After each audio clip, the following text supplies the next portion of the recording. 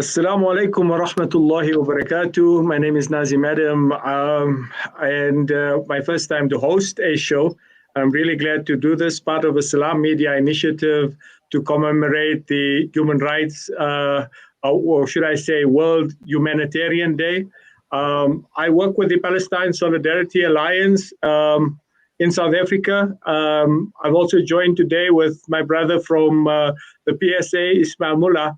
But most exciting, our good friend, to see his face today that we are interviewing is Comrade Badee Dwaik from the Human Rights Defenders in Hebron, Palestine. Glad to have you on board, Badee. Welcome to the show. It's also new for me to be as a host.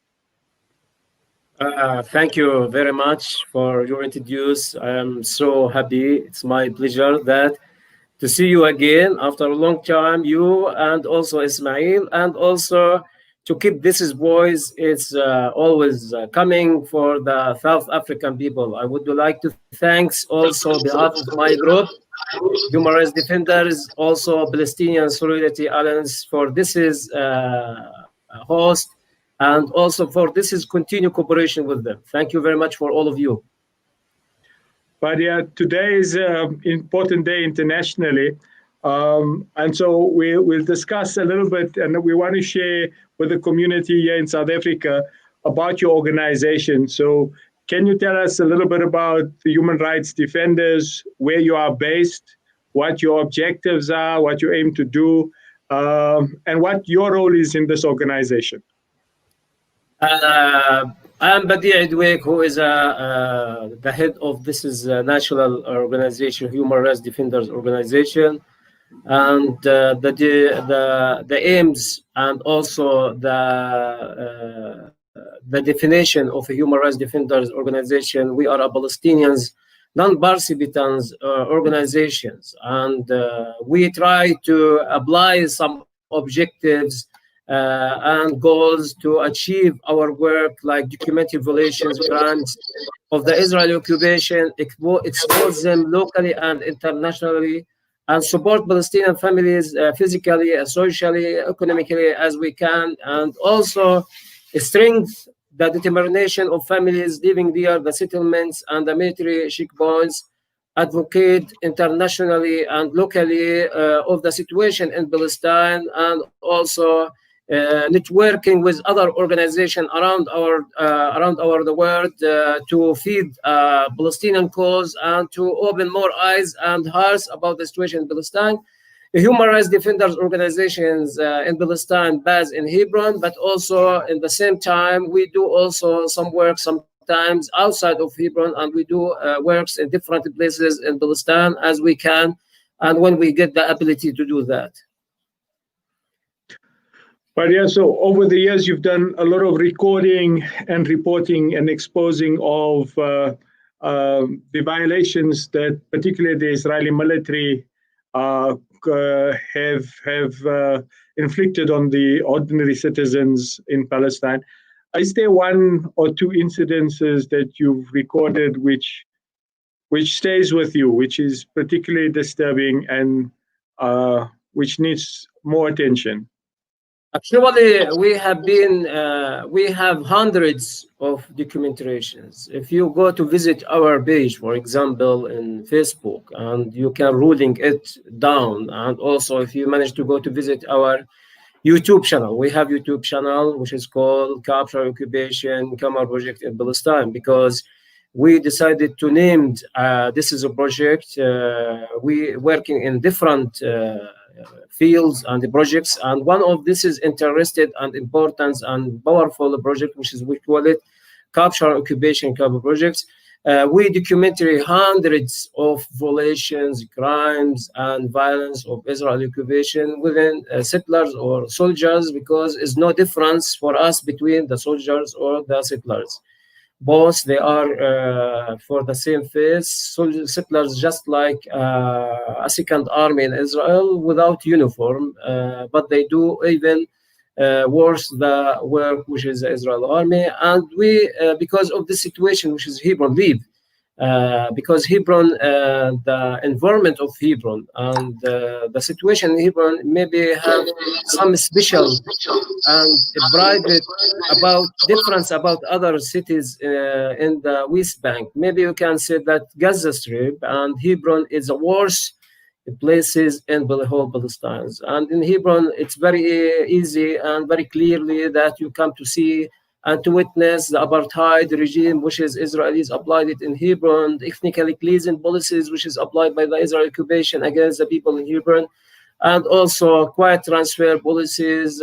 Till the Israelis, they are succeed to train Hebron to become now, it's the capital of apartheid museum for people who want to see the real apartheid, which is going on.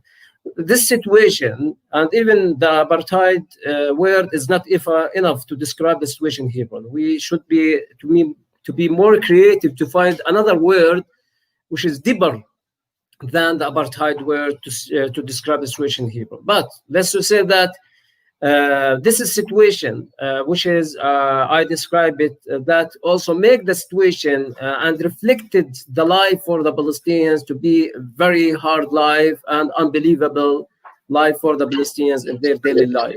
So for that, we are created because Hebron, it's like a famous city and very famous with the humiliation, violence, and also crimes, the daily humiliations against the Palestinian families. So we decided to create, this is a project as one of our projects in Hebron to document the humiliation, violence of Israeli occupation, and to take this is images to send it outside of Palestine till we educate people about the situation of Hebron and to let the people to watch what is going on in Hebron. So let's just say that, for example, Hebron have like 111 military checkpoints, closed roads, and closures areas, Earthmont.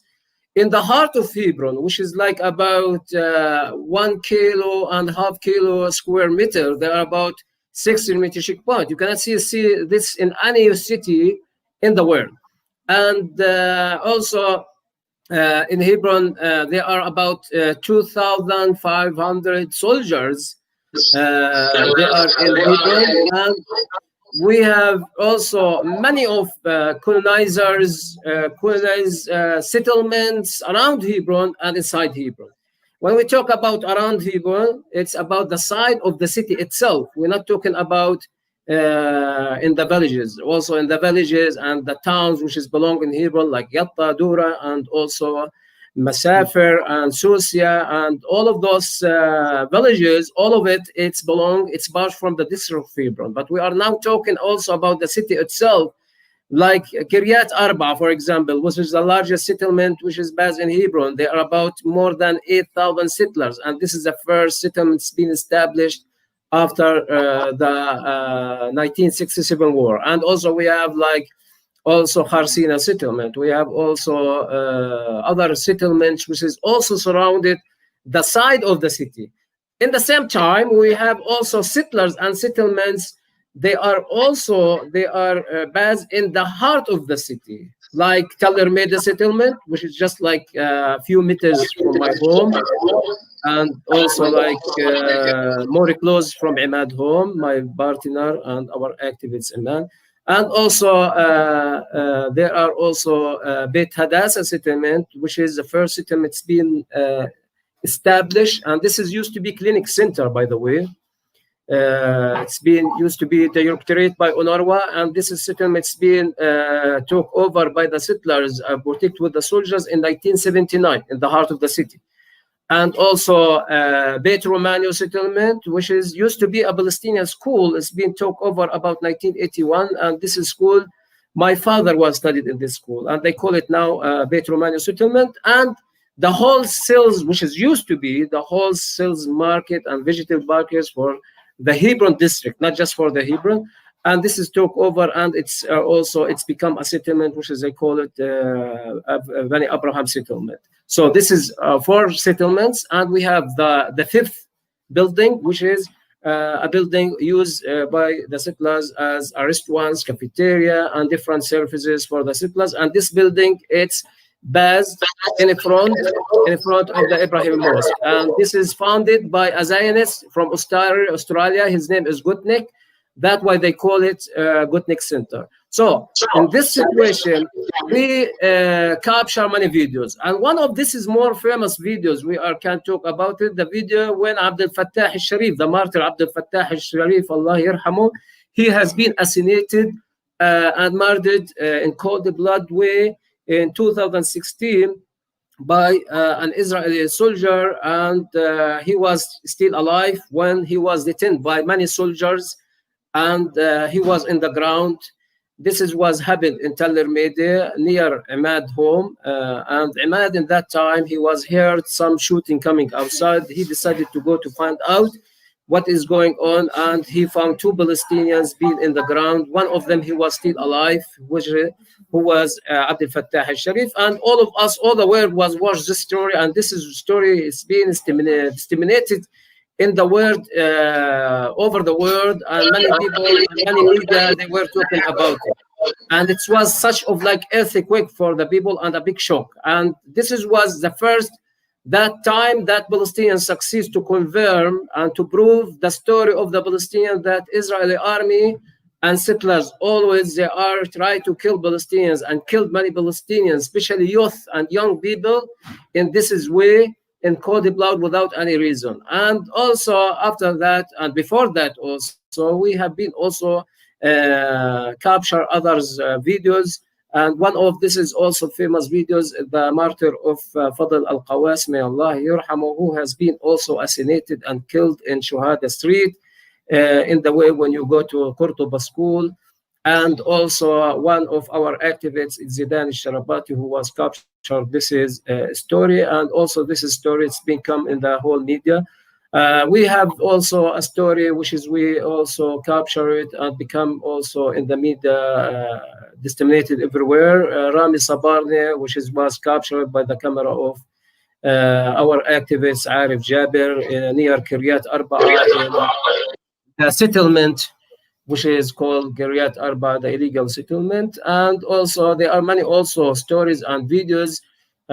We have hundreds of videos, as said, talking about murder stories and also assassination stories and also humiliation stories, which is we can make also hundreds of films about it. So this is one of the situations that I described here, Bron. Yeah, you can go on, my brother. Thanks, Badee. I think there's a lot that you can share with us. Your whole life, your whole existence is about the humanitarian work that you do.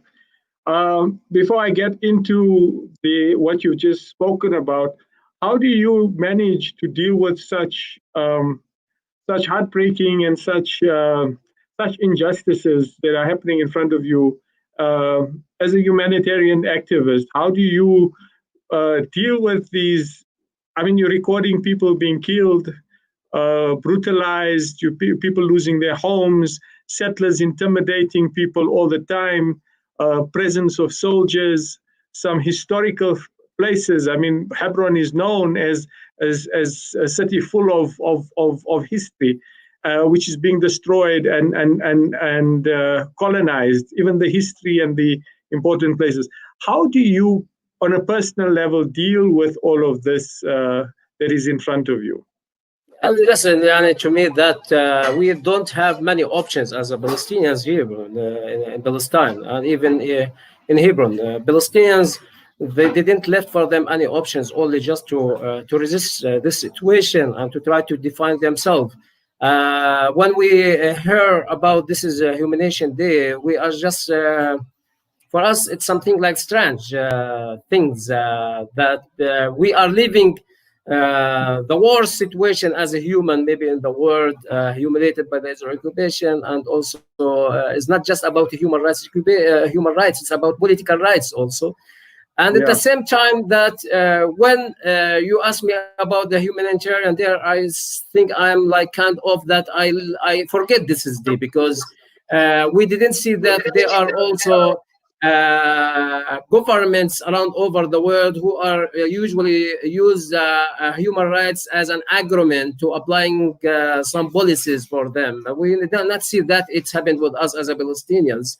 let's to say that Palestinian cause won the street activists, the street of people who are free people who are working for Palestine, such of South Africa and also other countries. Maybe the difference in South Africa that the government still support Palestinians, but is not the support we are also wish we need from South African governments, and because of the history of South Africa, we see that we accept from them. But also when I'm comparing the supports of people around over the world with the supports of some like Arab countries, I feel ashamed, like what happened between the last normalization agreement between Israel and Emirates, for example. This is really put us and make us and make our resistance. It's more difficult and more complicated, but this is also is not a way that to make us to give up about our resistance. So the humiliation, the situation, the human situation of Palestinians, it's very hard. It's unbelievable situation for the Palestinians. But as I said, that Palestinians, they have no any way only to way the way which is to resist the situation and try to change the situation till the God change this is conditions of the world, and we can see more supporters, governments, let's to say, in the world for the Palestinian cause. But Palestinians, they are humiliated in their daily life. Daily, when we talk about Palestinians in different levels, let's to say about the Palestinians who are struggling to feed themselves and to find a dignity way to financially to support themselves.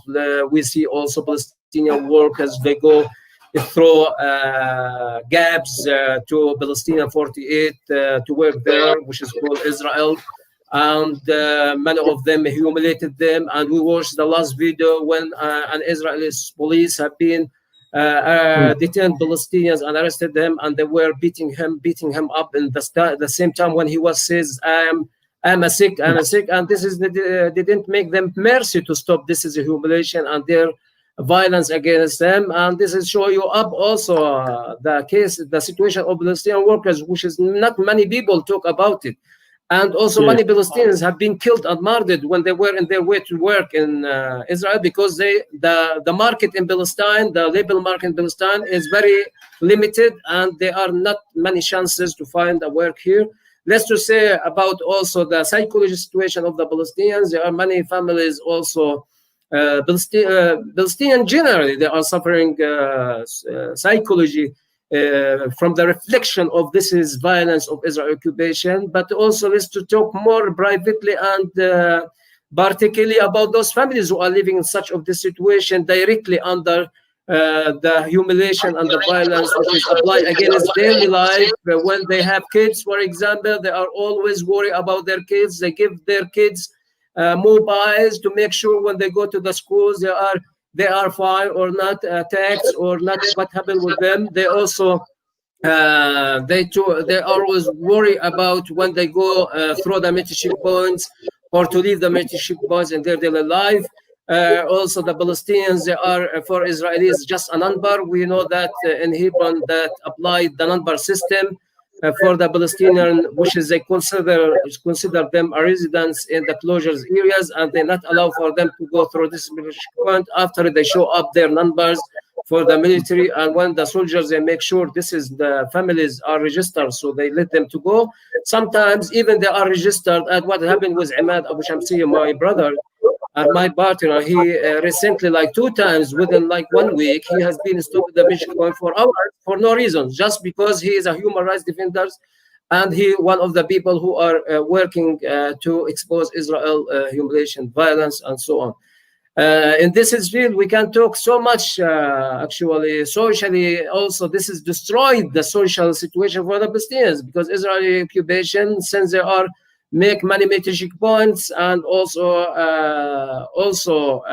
closures area and separate Palestinian families about each others, make the connection, the social connection between these each families are very hard and sometimes impossible. For example, some of families, they cannot, their relatives who are outside of this is closures area to visit them. and they have to manage to do their occasions like weddings and other things to make it outside of this closure areas. Okay, Badia, I think you've covered the way this regime permeates every aspect of life. We're going to take a short break. When we come back, we're going to pick up on the issue of annexation, which is de facto already. And we're going to also listen to Ismail Mullah. So we're going to take a short break and come back to the interview. Thank you.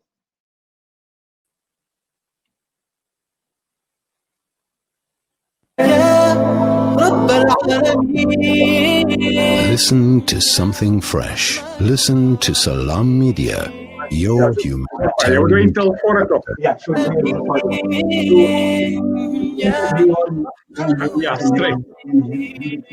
Yeah. Dad, well, I've been chatting with an investment broker today and... Broker? Did the broker tell you that our economy is a mess? There's bushfires in Australia, America wanted World War III, and now the coronavirus is traveling around the world. Well, I also thought about purchasing some crypto. Crypto? What's that, like another pyramid scheme? I don't trust what I can't see. There's an apartment in Belito. So all your family will be asking to stay there for free. And what if the government takes it away, eh? Dad, I don't think it works like that. I'll tell you what works. Gold. At your age, I invested in gold coins and it paid for your university fees and your wedding. No contracts, no agreements. Your investment is in your hands and you own it. With a 70% growth in only 5 years, do you still doubt gold investment? Contact RJ Coin today, 031 202 4701, or visit them at 151 Stephen Lamini Road in Musgrave, Durban. Randery Jewelers Gold Coin Exchange, your passport to gold investment. Osman's Taj Mahal Spice and Rice. For over 80 years, Osman's Taj Mahal have been perfecting the art of the perfect blend of spices, pure, aromatic, and well-seasoned. Spices to tantalize your taste buds. From creative cuisines to gastronomical gourmet goodies. From exotic odors to traditional dishes, Osman's Taj Mahal have remained synonymous with quality spices and condiments. Taj Mahal rice, beans, and lentils. Try our range of chili bite mixes, rose and ilachi syrup, our quick and easy biryani pack, and our traditional range of spice blends. Osman's Taj Mahal. There is no substitute for quality.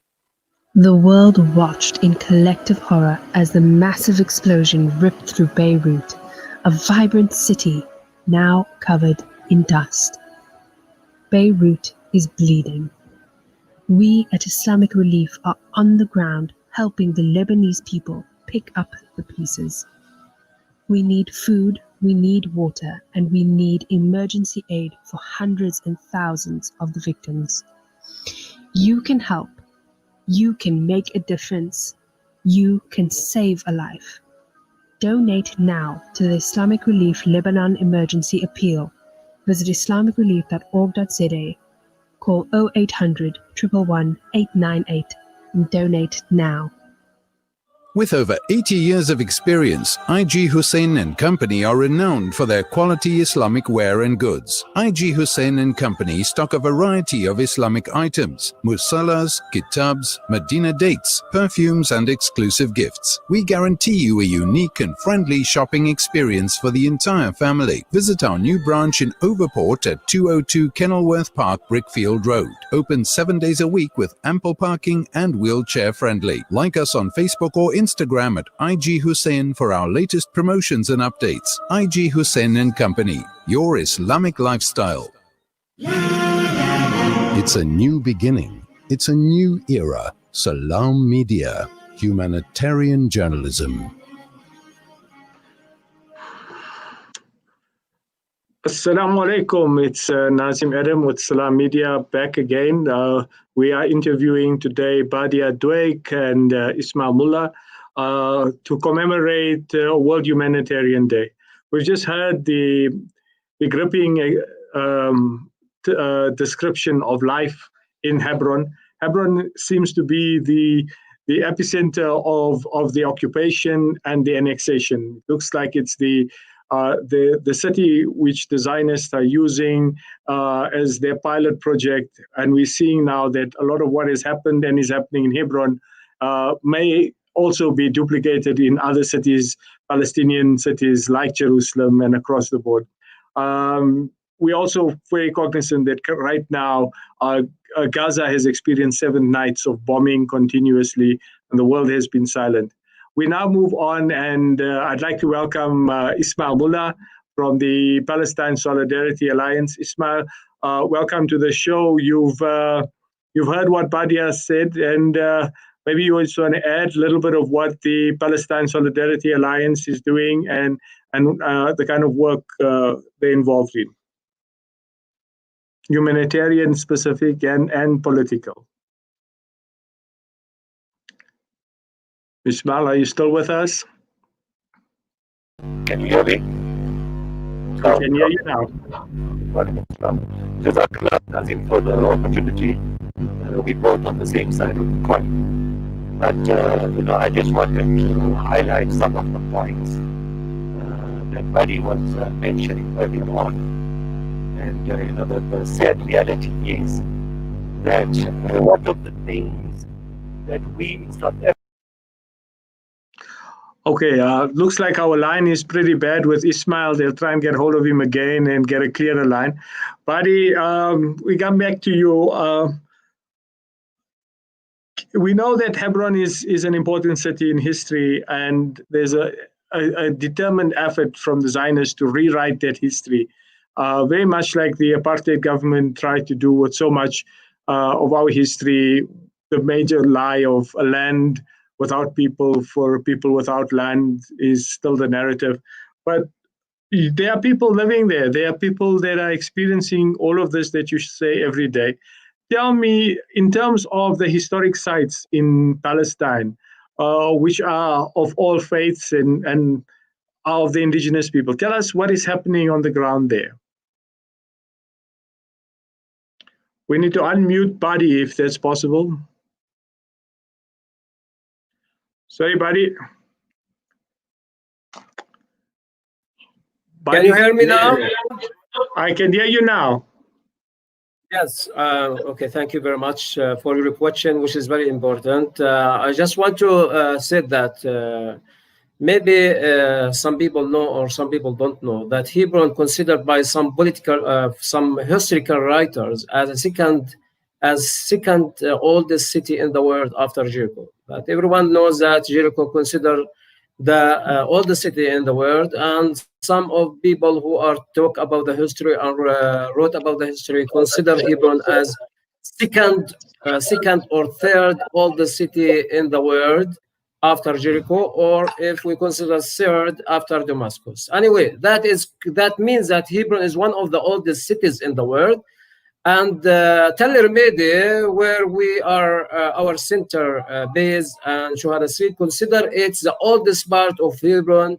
And Israeli occupation, they are, since this is occupation base and start in Palestine, they start to change many of the names of the Palestinians and converted some of Palestinian culture to use by them. And in Abraham, we have the Ibrahim Mosque, for example. Ibrahim Mosque, it's a very old building, and it's been built about 2,100 years ago when the Fath al-Islami and Islamic start to establish in the world.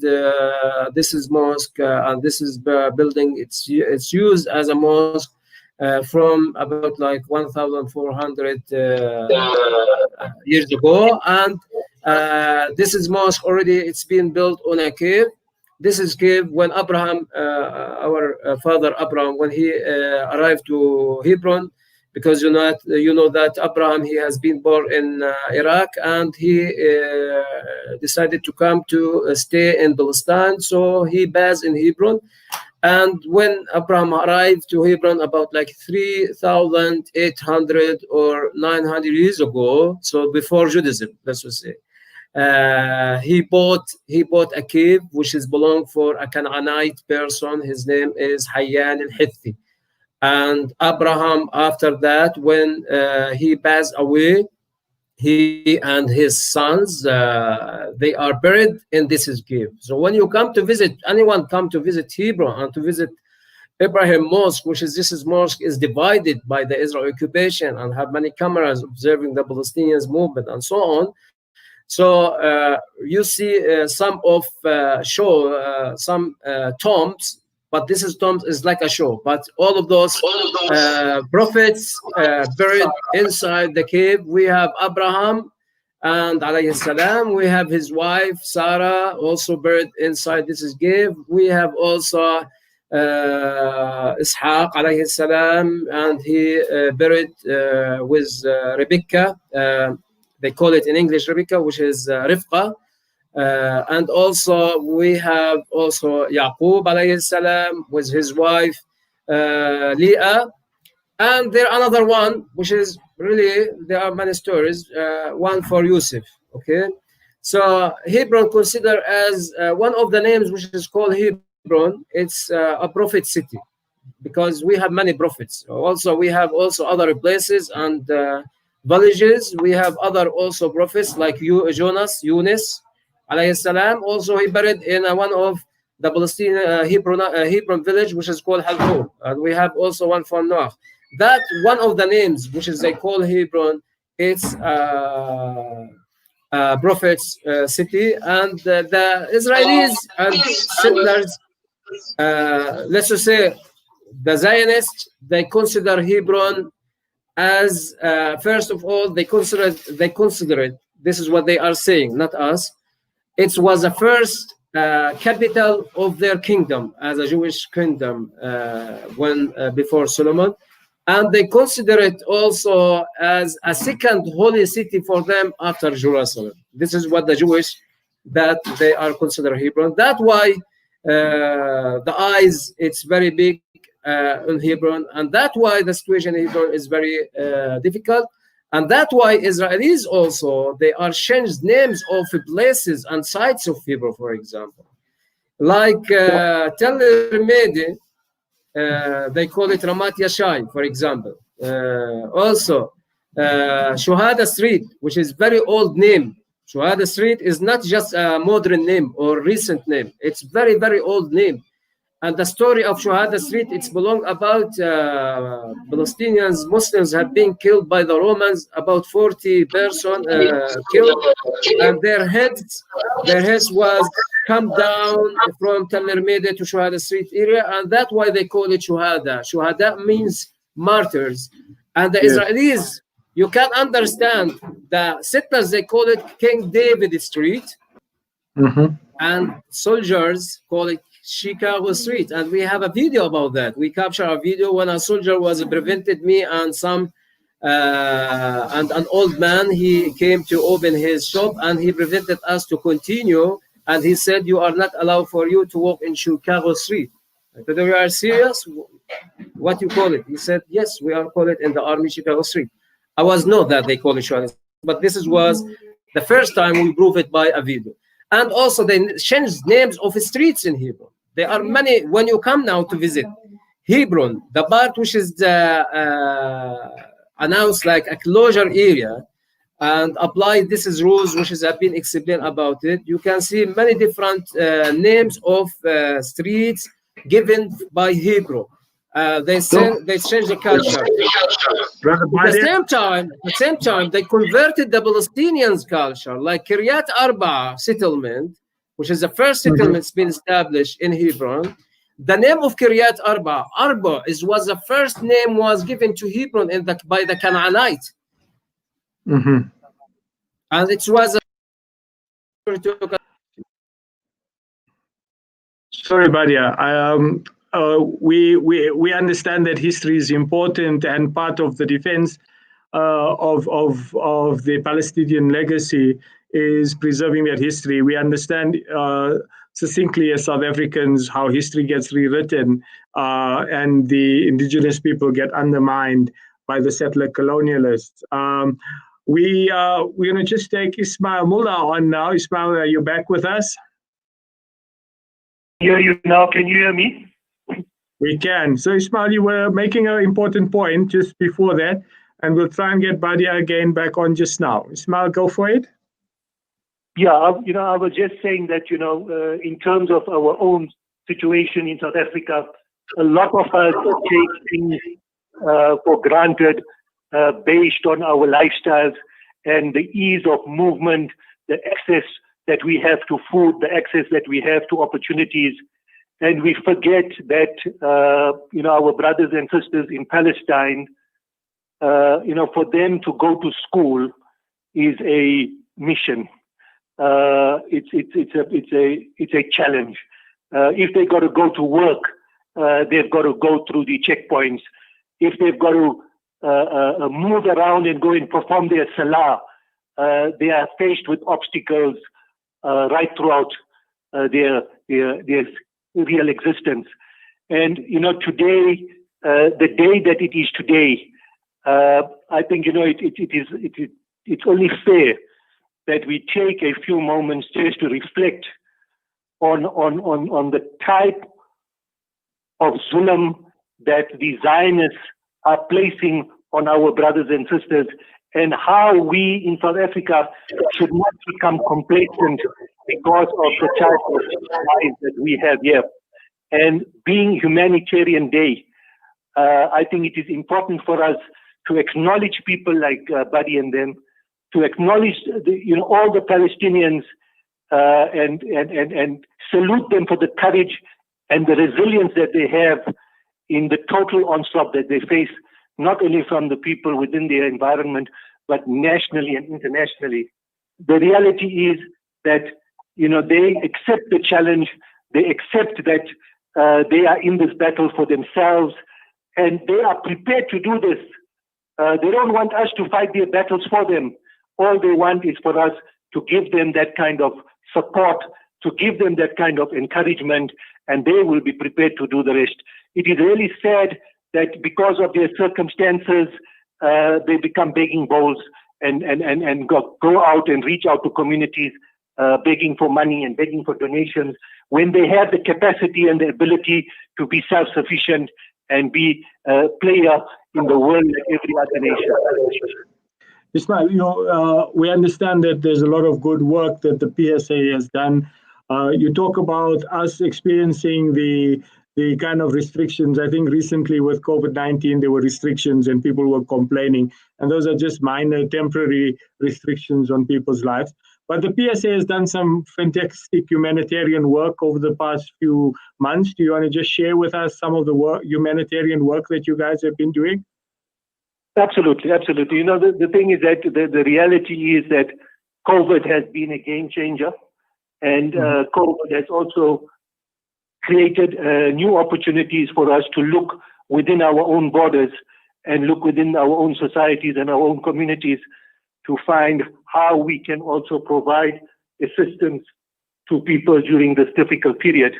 And alhamdulillah, through the efforts that we all put in at the PSA, we had given over 10,000 hampers that we distributed throughout Gauteng, and it was a very heartwarming experience to be part of. We did a lot of work for an organization that has done tremendous work for children with cerebral palsy in Soweto, and we were very touched in terms of what we found. Individuals who have got very little resources, but they have a passion and a commitment to what they do, and you can see the great amount of sacrifice that those students endure in order to improve their lifestyle and make a better place for themselves. Ismail, we continue with that work. We will put up the PSA banking details because we know that you also support some humanitarian work within Gaza and the West Bank. I know you've worked with Badee and the human rights defenders as well. So that humanitarian work through a reputable organization like PSA is welcomed. May you guys continue doing that work. I'm going to just pick up again on the COVID issue, and I'd like to just ask Badee to tell us a little bit about how they are dealing with the issue of COVID within within Hebron, within the city and its confines, but in Palestine generally. Ismail, if you wish to bring in a question, please feel free. Badee, tell us in Hebron and in Palestine, what is the situation with regards to COVID-19? The COVID-19, when it's begun in Palestine, as many countries around over the world, was also Hebron and also all Palestine hit by this is COVID, and there were also some of few cases in the first wave in the beginning. But we were under lockdown for like 2 months without work, without jobs, without salaries, without nothing, in order that to live in the quarantine conditions and try to protect ourselves. Then the cities start to open and try to come back to the life, which was very hard. And then we got the second wave of COVID, which was very strong, and we have like about 500 and 400 and 300 cases some of the days in the West Bank and Gaza Strip. In Gaza Strip situation maybe is less because Gaza it's already live under the siege and people not going out of Gaza. And in West Bank was the situation is worse because also we got cases. The first in the beginning we got it from a group came from Greece country when they were stayed in a hotel in Bethlehem, and then the COVID spread everywhere we span. In the second one, which was most difficult one, Hebron was number one by the cases, and we got sometimes about 300 cases. Yesterday, the number now it's become less. We got about 104 yesterday in Hebron and about like 150 in Jerusalem. I talk about the east of Jerusalem because we don't know about the other Palestinians who live in the other part of Jerusalem, and also some cases in other West Bank cities. Hebron, just about the latest news talking about 3 people also passed away because of the COVID and the effective of COVID, and we got like more 50 person was dead in Hebron, just in Hebron. And when the COVID spread, this is one of the things and very important things that Israeli soldiers have been invaded many of Palestinians' neighborhoods in Hebron, and they were have no masks, and they were spit on some of the gates, some of the shops, and they were meaning to do that to make the Palestinians feel scary. Because there are 1,000 cases in this is country which is called Israel. Many of Israelis, 1,000 Israelis have cases of COVID, and the Palestinian people they were worried about maybe some of those soldiers have been invaded. Palestinian cities have or in Hebron neighborhoods have pandemic. So many of them, they make tests because of that, and they were also scary because of this situation. The healthy abilities, Palestinians is not. We not have big abilities. We are a poor. It's true that we are very good educated people, yes, but at the same time we not have this financial or this is economical that. We can have many of oxygen for breathing equipments. We have about maybe between like 150 or 200 oxygen equipment. When we talk about Germany, in Germany there are about 25,000, for example. In Italy there are about 5,000. And you can also witness when the Emirates was sent some of equipment, oxygen breathing for Israel, which is, we found ourselves that we are surrounded by some people who are supposed to be our brothers and to be in the first line with us in this struggle, unfortunately. And I'm talking about the government. I cannot blaming people, because I know how the people living under this is dictatorship regimes. We tried here our role as activists it's how to help in this situation. Yes, our role that to fight occupation, but also we try to empowering the families, because those families living between military checkpoints and settlements and enclosures areas. So we tried our best, like making for example, like just 3 weeks ago, we have got some funds from labor International Labor Union, and we make like a box of food about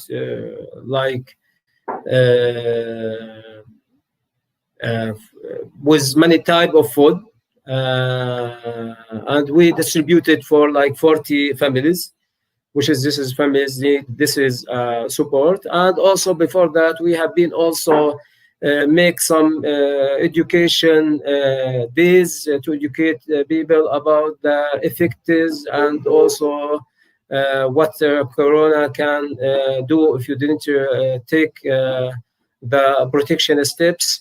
So we give them also some stuff like alcohol to use it in their hands, washing their hands, also measurable of temperatures, to measure their temperature, and some golf and some also max for those families. So we try to make our contribution to help families in this way as we can in the small abilities we have. I cannot hear you. Is my mic muted? What is amazing, Badee, is how you as a humanitarian activist in Palestine, and Ismail and the PSA here in South Africa, I think the same way of serving humanity, and the kind of food parcels that you were doing in Hebron, Ismail and them were doing in Soweto and the surrounding areas to support the poor people. And there's a solidarity between people who live under poverty, just like we see the solidarity between the Palestinian people and the Black Lives Matter people against racism. Well, Black people and oppressed people and poor people have a natural solidarity. There is a suffering that poor people experience across the globe, and activists like yourselves, humanitarian workers like yourselves, we applaud you for the good work that you are doing, for supporting the people on the ground, for defending the rights of others. Alhamdulillah, that is fantastic. We wish you strength, and we wish you courage, and you know that you have our support as you go forward in the struggle. The struggle is our victory, because through the struggle we become more human, and we also realize, unfortunately, that those who spit on handles lose their humanity. So we must keep our humanity intact, and we must continue struggling. And inshallah, we know that it's near that point when Palestine will be free, when the Palestinians will enjoy their freedom and their dignity, thanks to your efforts. And inshallah, that will happen soon. I just want to finish with some words that people have to know that the exoneration, which is Israelis have been talk about it, it's already applied in the ground. Hebron, part of Hebron exonered already. When we talk about H2 area, this is part exonered after the massacre in Hebron. And also Jerusalem, when Trump was announced his support and recognized Jerusalem as part of Israel, also exonered. And also many of the places exonered. So in the reality, it's exonered. There are nothing changed. The only change in the situation, just the announcement. So the struggle and the resistance, it's part of our humanitarianity, and also part of from our life and our existence as a Palestinians. Without our resistance, Palestinians, they cannot be kept in this land. So that is very vital and important. We are ready to be in the first line of the resistance behalf of all the people in the world for justice and the freedom, because we are sharing the justice and freedom for everybody in the world who have injustice. But the Palestinians' cause, it's a more clear cause to people around all over the world to support it and to keep our back. This is support. Thank you for you and your radio station. Thank you for the Palestinian Solidarity Alliance about their supports and about their cooperation, about the work which they do. So thank you for South Africa. for the people of South Africa, and also for the government in South Africa, who are still support the Palestinian cause, and we need more support around over the world. Would like this is support. Thanks, Badee. All the best to you. Thanks to Ismail Mullah also for joining us. We wish you strength in this difficult time. We'll connect again soon, inshallah. Inshallah, send you warm greetings for you and for your family and Ismail and everybody. Thank you. Will do. Okay.